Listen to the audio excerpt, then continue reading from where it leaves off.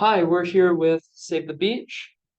My name's Matt Lachance, and this is Michael Malamo, and we are the co-founders of this project. And Save the Beach is a grassroots community movement dedicated to protecting our lakeshore communities from the effects of extreme events and extreme weather events and climate change, particularly our public beaches. So, So we're going to get into the background of the beaches, such as flooding, the projects, the examples, the call to action, and the working toolbox. mhm. So up up on the top left there is pictures from the 1980 Port Hope flood. And this was a very famously destructive flood. It's just completely leveled tons of houses. And it's very important to the people of Port Hope as kind of a very memorable event that happened. The picture right next to it is 5 years ago in 2019, where the water level creeped all the way up to the concrete, which is like a meter above the actual beach itself. So also we have a simulation here. This simulation describes the water level in Cobourg during the flooding. So as you can see, this is kind of from like a bird's eye view, as all of the water is protruding and going onto the land and completely going all over the beach.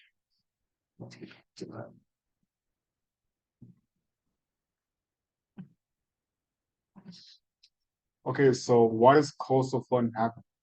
Mostly due to heavy rain, impermeable, impermeable, I'm sorry, impermeable surface, not proper drainage bases, and climate change.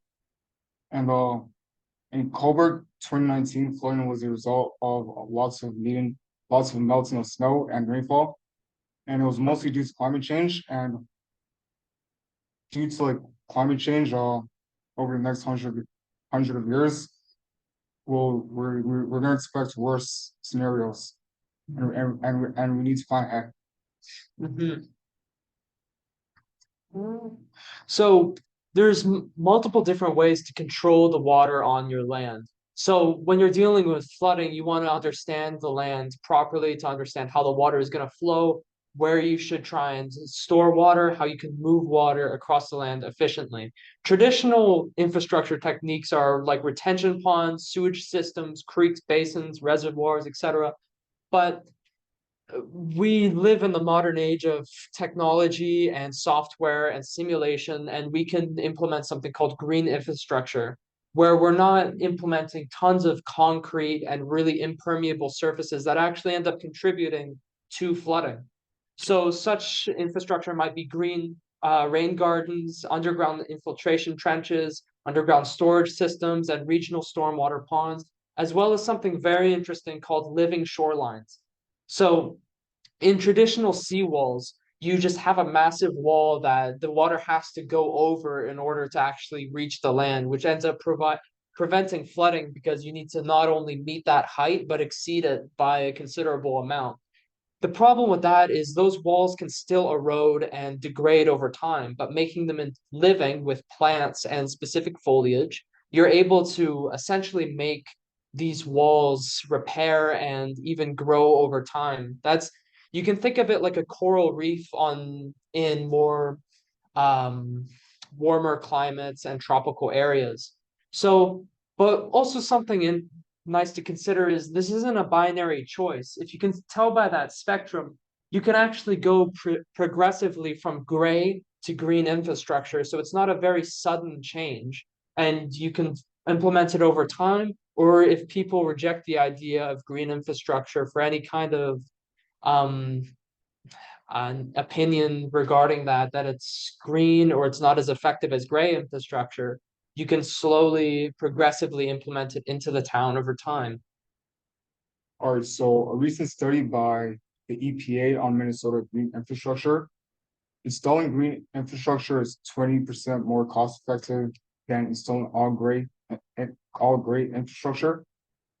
The Great Lakes region will spend nearly $2 billion over the next 5 years combating coastal damage exacerbated by climate change. The solution: save the beach. Yeah.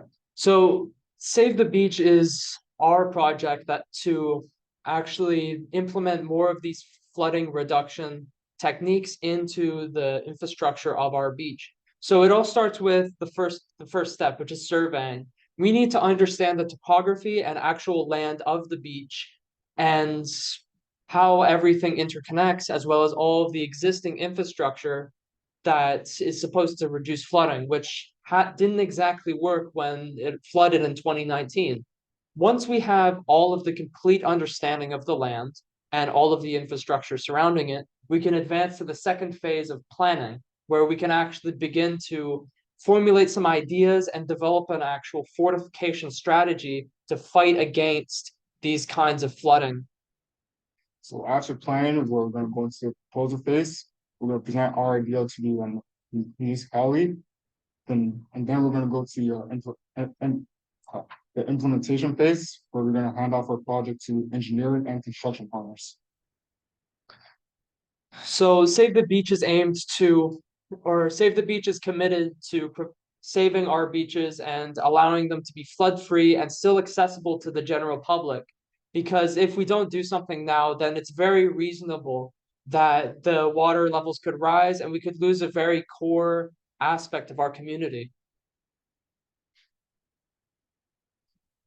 Yeah. And yeah, this was Matthew Lachance and Michael with Save the Beaches. Thank you for your time.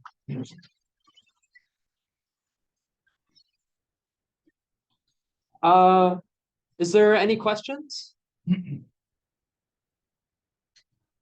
We have a mic. How much would it cost? The costs are to implement green infrastructure, it's 20% more efficient than traditional gray infrastructure. So I think the exact numbers were 2 million for a retention pond for green infrastructure, and then it was like 2.5 million for a 60-foot diameter pipe for the same purpose, or a sewage system. Question. Yeah, for sure. Could that, Repeat the questions. Of course. are we going to questions now? Yes, and we Okay. just have to get the question into the mic. Okay, yeah, so my question is, how would you use this framework with a different site such as residential infrastructure? So Save the Beaches is kind of aimed towards coastal flooding. So though it's true that lots of precipitation does come from surface runoff and over the land, the problem we're trying to solve is aimed at coastal towns, and which are traditionally thought of as eastern, like British Columbia or New Brunswick or Nova Scotia, that are all on the ocean. But these problems also affect coastal towns on lakes. So we're committed to try and fix these issues for towns on the coast. I have one other question. Yeah, for sure. What specific mitigation would you put in place at the Cobourg Beach, which is a slight incline opposed to having the wall structure you mentioned? Yeah, the wall structure is definitely a really interesting technique that we would be able to go with, but there's also different kinds of other things we can do, such as retention basins, or we can try and implement more storage techniques, or even more coastal vegetation that does well at reducing the water levels. Or even here, give me a sec to pull it up. And what is causing the flooding mainly? Is it the runoff? Or is it storm? Sorry, 1 second. Yes. So we also found these documents for these ones. So rain gardens are essentially really good at making sure that you're able to use the water that falls onto your land, because traditionally when water hits the land, it carries all the sediment and salts and chemicals that we put on our land and then washes it into either retention ponds or the lake. But what this would do is it would not only capture all of the water that falls onto our land, but it would filter it, and then it would provide it to like nearby buildings to be able to use for like non-consumable purposes like toilets or whatever. So yeah.